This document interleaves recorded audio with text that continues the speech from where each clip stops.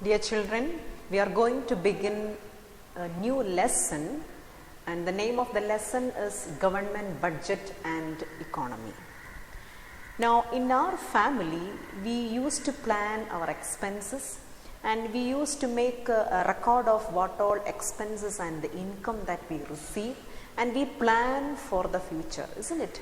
Just as what is being done in a family, the government also has got some preparations regarding its expenditure and the receipt or the income that it gets. Now, you all know that the government always exists for the welfare of the people, isn't it? So, government has to make a close analysis of the expenditure that it has to bear in the economy and the receipt. If it has to bear the expenditure in the economy, it should have some income, isn't it? So, the government will have a clear track about the expenditure and the receipt that it is getting. Such a statement will be prepared by the government to get a clear-cut idea regarding the investments that it has to make at different levels for the proper functioning of the economy. Why government is doing like that? Because you know that government always exists for the welfare of the people. So, in order to provide the welfare for the society, it has to plan in which all areas it has to invest and what should be the working procedure of the economy. So, for that, a proper analysis of the expenditure of the government as well as the receipt which is obtained by the government is necessary. So, for that, government prepares a financial statement for the same.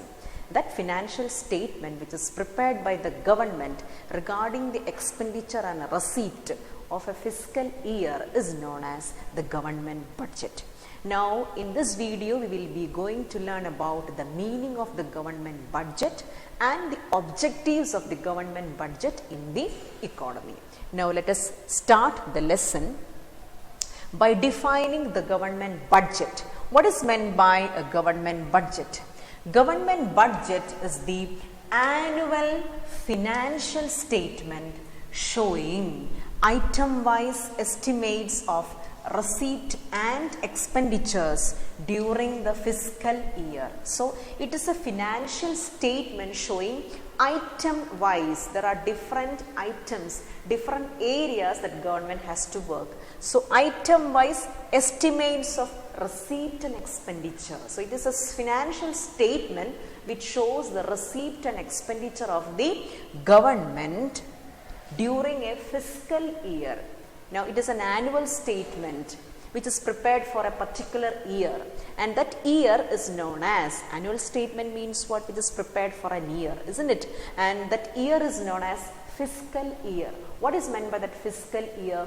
The fiscal year normally is calculated from the 1st of April to 31st of March. So, it is an annual financial statement which is prepared by the government, which shows the receipt and expenditure of the government, and it is prepared for the fiscal year. Fiscal year means the year which represents from April 1st to 31st of March. So, for that particular time period, the government prepares the financial statement. That financial statement is known as the government budget. Now, you know that the government budget is prepared at the 3 levels, isn't it? Now, you all know that there are 3 levels of government for us, isn't it? Which are the 3 levels of government which you have learned in the lower classes, isn't it? The central government, the state government, and the local government. Now, in all these 3 levels of government, the budget is prepared. Now, for your class 12 syllabus, we will be discussing only about the budget which is prepared at the central level. That means the budget which is prepared by the central government. So, the 3 levels of government prepares the government budget. So, the 3 levels are central, state and local government. So, what for your class 12 syllabus, we will be having a detailed discussion on the budget which is prepared by the central government. Okay. Now, the budget which is prepared by the central government is known as the union budget. It is known by the name the union budget. Okay. Now, where is being budget presented in the parliament. Now, who approves the budget? The parliament and the ministers will approve the budget. Now, who will present the budget in the parliament? The finance minister is the one who is responsible for preparing and presenting the budget. So, budget is prepared and presented and approved by the parliament. It is prepared by the finance minister.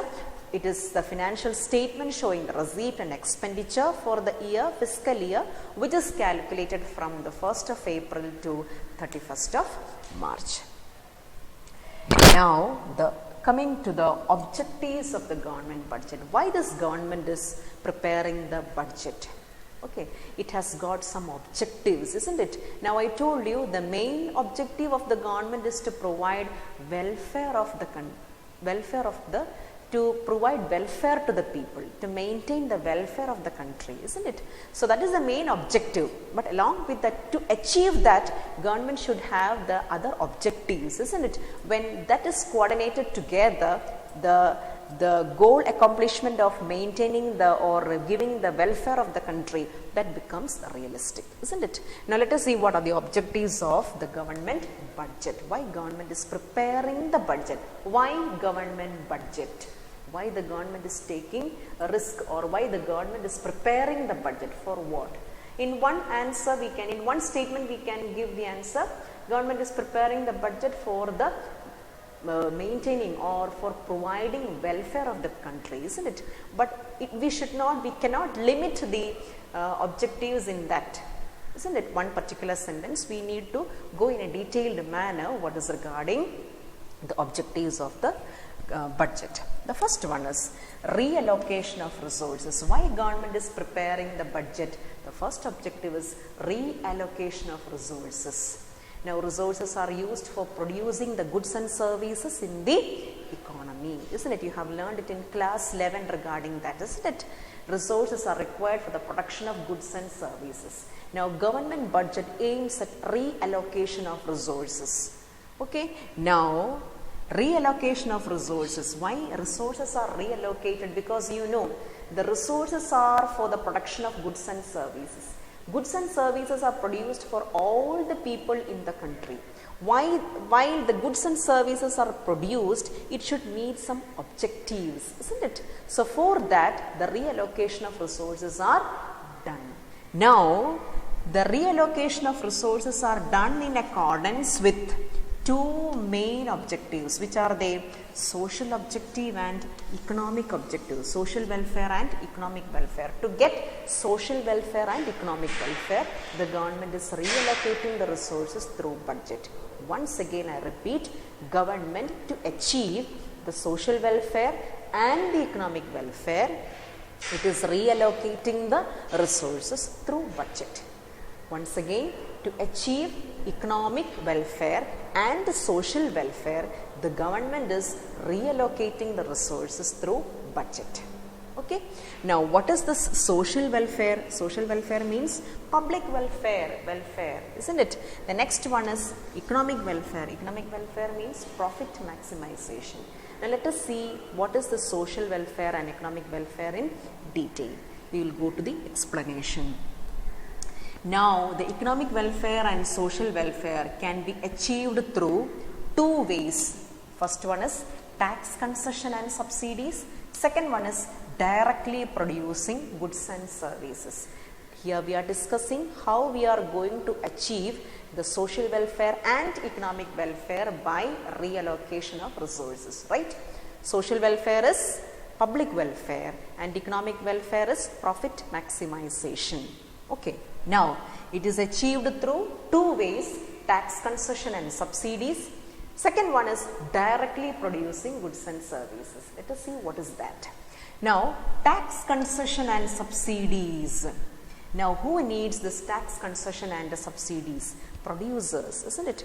Producers when they are producing goods and services. Farmers when they are producing the food grains, they need subsidies. Producers requires tax concession and subsidies. Subsidies provided on electricity will help them a lot, because you know, for the factories, for the running of machines, electricity is required.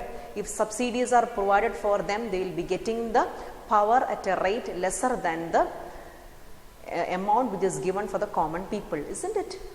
So it is a kind of help that they are getting from the government. Now they have to undergo taxes when they produce goods. Concession on tax will also help them to invest more in the economy. It is a kind of encouragement given by the government to the producers. So when such kind of encouragement is given by the government to the producers, what will happen in the economy?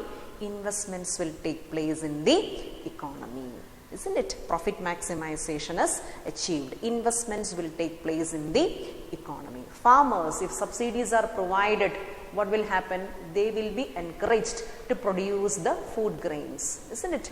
Investments will take place in the economy on the production of goods and services. So by providing the tax concession and subsidies, government is encouraging more and more investments in the economy. When more and more investments in the economy is made, what will happen?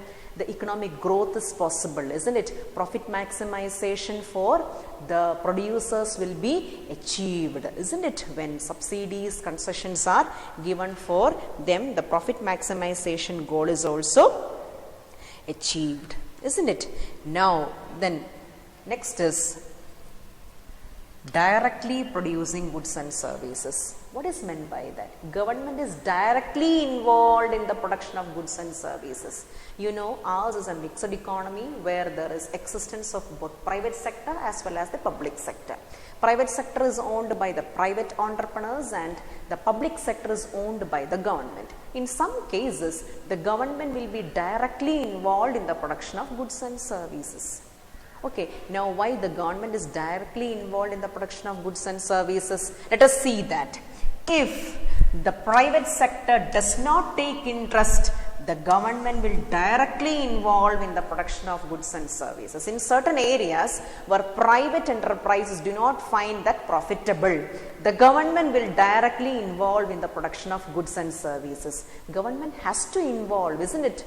Because the goods has to reach to all the people, including the poorer sections of the people. By doing so, it is protecting the welfare of the people, isn't it? Social welfare. So the first point can be connected to economic welfare, profit maximization, and the second point can be connected to the social welfare, public welfare, isn't it? Social welfare. So government is directly involving in the production of goods and services so that it will reach into the hands of the poor people too. So by doing that, the government is achieving the social welfare. You can find where government is directly involved in the production of goods and services. Goods are reaching the people through public distribution system, you know, other areas such as Supplyco, etc., isn't it? So government is directly involved in the production of goods and services. You know, where government monopoly exists in the production of certain goods, isn't it? Government monopoly exists in the production of certain goods, isn't it? So that is for the provision of welfare of the people. So by doing that, so government is allocating the resources in the economy for the production of goods and services for both private sectors as well as for the government, isn't it? Where investment and saving is involved.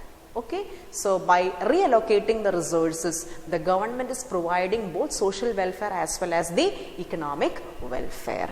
Now the next one is reducing inequalities in the income and wealth. Now that is the second point. Now what is the explanation of that point? The government aims to influence the distribution of wealth by imposing taxes on rich and spending more on the welfare of the poor. Now inequalities in the income and wealth. Now India being a developing economy, you can find lot of inequalities in the income and wealth exist in our country. Concentration of wealth in the hands of the rich, isn't it? Inequalities, isn't it? Now the Constitution of India guarantees equal rights to everyone, but you can find inequalities existing in every cases, isn't it? Now in order to maintain the equality in the society, in order to reduce the gap between the rich and the poor, government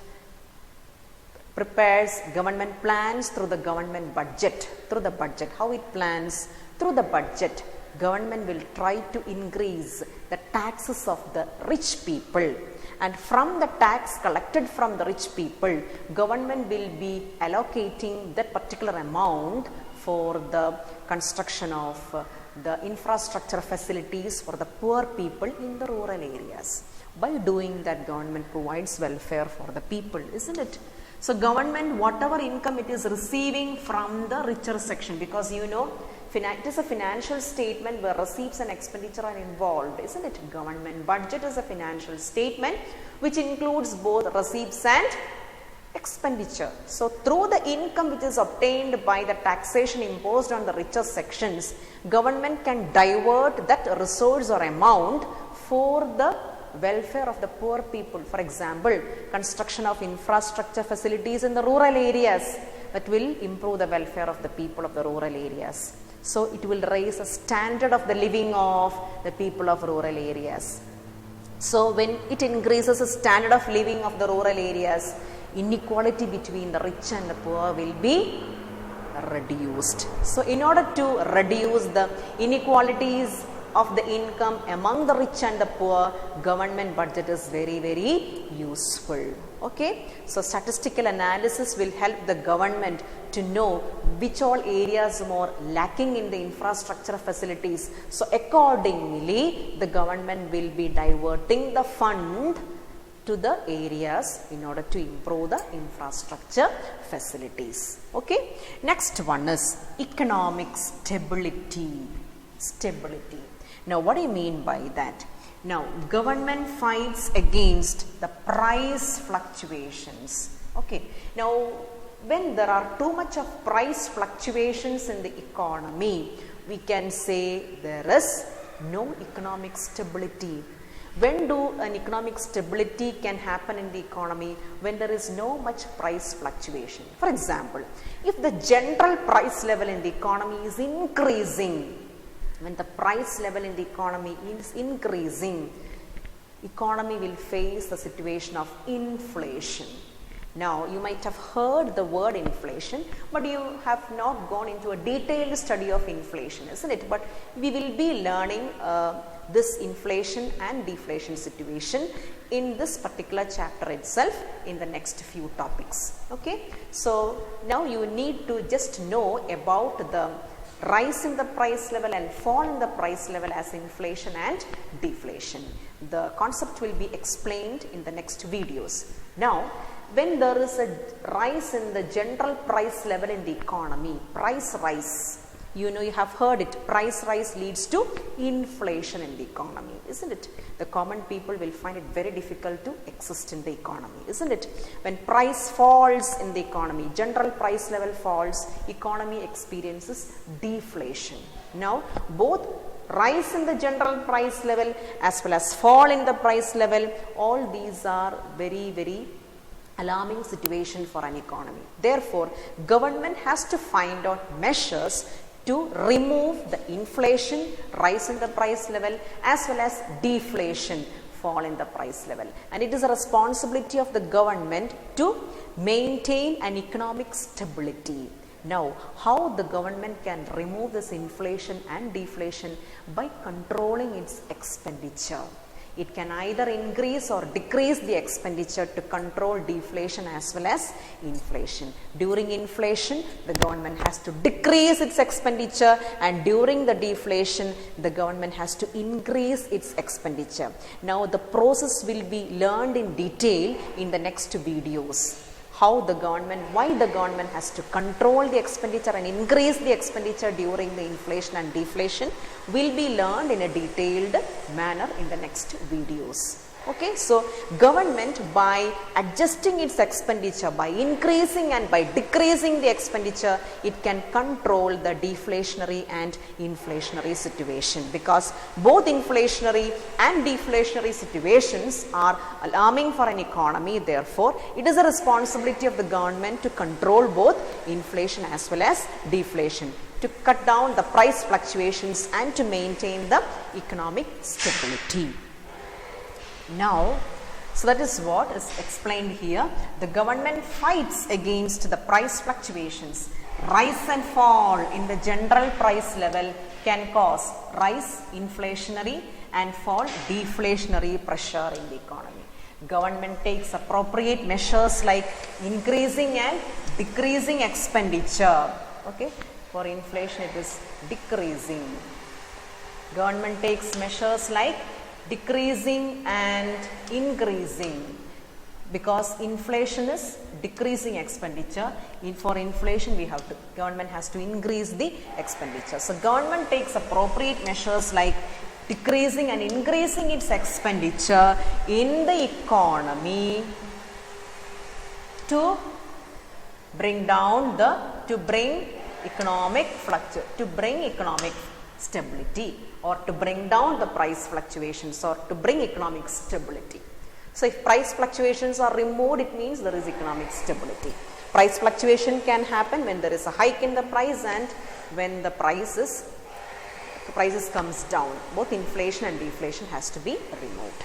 Now, how government can remove that? By making adjustments in the expenditure. Now, next is management of public enterprises. What is done by public enterprises? All the enterprises which are run by the government is known as public enterprises. Kerala State Electricity Board is a public enterprise which is run by the state government, isn't it? So, all the public enterprises. Likewise, we have so many enterprises which are run by the central government, isn't it? Likewise, all the public enterprises has to be managed, isn't it? Why?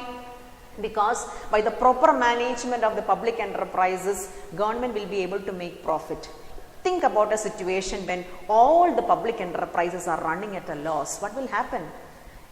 It will backfire the economy, isn't it? Economy needs amount of money to function. Government needs money to function, isn't it? So government needs profit from what?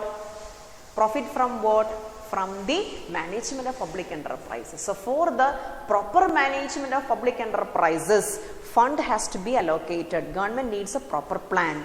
Therefore, government budget is prepared for the proper management of public enterprises in such a way that the public enterprises should not face any loss. Now, economic growth, saving and investment. Now, the budget also aims at economic growth, isn't it? All these are done for the economic growth, isn't it? Now, let us see the explanation of economic growth. Saving and investment in the economy measures the growth rate of the economy. You know, saving and investment are the two important factors which measures the growth rate of the economy. If there is no saving in the economy, there is no investment. If there is no investment, there is no production. If there is no production, there is no consumption. We can't imagine a situation where there is no consumption in the economy, isn't it? Human beings, in order to exist, they need consumption, isn't it? So saving and investment leads to production, which leads to consumption, which leads to the generation of income. Again, saving, investment, all these moves like a cycle, isn't it? You have learned it in class 11 in the chapter 1 economic activity, isn't it? How that cycle moves, isn't it? Now, saving and investment in the economy means that it measures the growth rate of the economy. Now, budget, the government budget always aims at the mobilization of sufficient resources in the public enterprises and to raise the overall saving and investment in the economy. So, resources have to be raised in the public enterprises as well as in the private enterprises. Private enterprises are managed by the private entrepreneurs. Therefore, the government has to provide all kind of help for the proper management of private enterprises.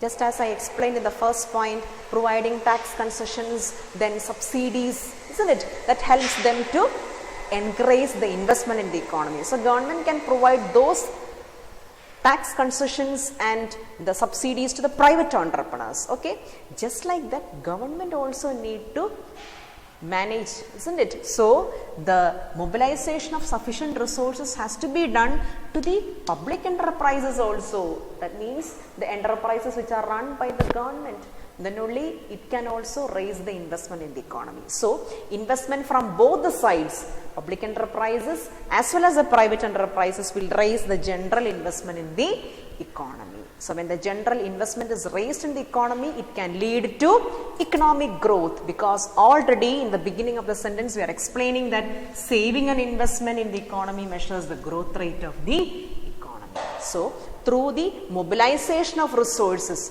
What do you mean by mobilization of resources? Directing the resources to different areas in a proper manner, optimum allocation of resources without the wastage of resources. That has to be done for both the proper functioning of private enterprises and the public enterprise. If that is done, investment will be encouraged and economic growth will become realized. Now, next one is reducing the regional disparities. Okay, now you can find lot of differences in the economy of a rural area as well as in an urban area, isn't it? Urban areas are always characterized by lot of infrastructure facilities, but whereas in the rural areas you can find the infrastructure facilities are lacking too much, isn't it? Therefore, it is a responsibility of the government to allocate the resources for the proper functioning of the infrastructure facilities in the rural areas. If that is done, the regional disparities can be avoided, isn't it? Now, the number of hospitals, number of schools in the rural areas, if we take the numbers, they stands to be very less when compared to the urban areas. For the proper economic growth, the growth of both urban areas as well as rural areas are very important, isn't it? Therefore, resources should be allocated in such a way that the functioning of rural areas also should be done properly. So, through taxation, how it is done? Through taxation and expenditure, it encourages setting up of industries in the economically backward regions. That is the main point which has to be stressed here. Now, how can we avoid the disparities in the rural areas? By setting up of more infrastructure facilities, including industries, because you know urban areas mainly faces the growth due to the setting up of more industries. Likewise, in the rural areas too, more number of industries has to be set up by the government. So, for that, encouragement has to be given to the producers, small producers in the rural areas by providing subsidies, concessions, etc. Now, government also should give some financial help for the producers in the form of tax concessions, subsidies, like that. Okay, so the regional disparities can be reduced through taxation by imposing the taxes on rich people. The tax amount that government gets from the taxation, that amount can be used for setting up of industries and other infrastructure facilities in the rural areas. Therefore, the rural areas will be brought up and regional disparities can be avoided. Raise the tax of the richer sections of the people and spend that amount, expenditure. Spend that amount. Who will spend? Government will spend. Spend that amount in the rural areas so as to avoid the disparities between the urban and the rural areas. Now, the next one is reduction in the poverty. Government budget also aims at reduction in the poverty. How it aims at the reduction in the poverty? Now, the other 2 points, 2 points that you have learned in these objectives, reducing the regional disparities, then economic growth, reducing inequalities, all these are the solution for reducing the poverty. Now, you can find in the rural areas the poor people exist more, isn't it? And it is a very common situation that in the rural areas the people migrate to the urban areas and they do the casual, they always work as casual laborers, isn't it? And they live in slums, isn't it? So, and they are prone to so many kinds of illness, isn't it? So, you can find all such situations in the rural areas, and the people who migrate from the rural areas to the urban areas were suffering due to the poor health conditions, isn't it? So, when the other 2 objectives are achieved through the government budget, like reduction of inequalities, then reducing of disparities in the rural areas when compared to the urban areas, if those 2 objectives are achieved, automatically reduction in the poverty also can be achieved. Because in order to, one of the main reason of the poverty is unemployment, isn't it? One of the main reason. You cannot define poverty as the presence of unemployment alone, because definition of poverty is very wide, as you all know. Poverty cannot be defined in one particular word, lack of employment or the presence of unemployment. That is not poverty. Poverty is the lack of literacy, lack of health, all nutritious food, all these are the reasons for poverty. Okay, so poverty cannot be defined as lack of employment opportunities alone, but lack of employment opportunity or unemployment is one reason for poverty. So in order to remove the poverty, people has to get opportunities to work. Setting up of more industries by the government in the rural areas will help the people to find job opportunities in these industries, and that will give an amount of income for the people so that their living standards can be raised. That is a solution for reducing the poverty. So through the government budget, government also aims at reducing the poverty. Okay, so these are the major objectives of the government budget. Once again, the government budget aims at, the objectives are reallocation of resources to achieve social welfare and economic welfare. Point number 2 is to the reduction of inequalities in the income and wealth. Point number 3, economic stability by reducing the price fluctuation. Point number 4, management of public enterprises. Point number 5, economic growth. Point number 6, the reducing the regional disparities. And the last point, reduction in the poverty. And this particular objectives, these objectives are very, very important from the examination point of view, and you will be getting the HOTS related, value based questions related to the objectives of the government budget. So I hope all these objectives are very clear to you. Thank you.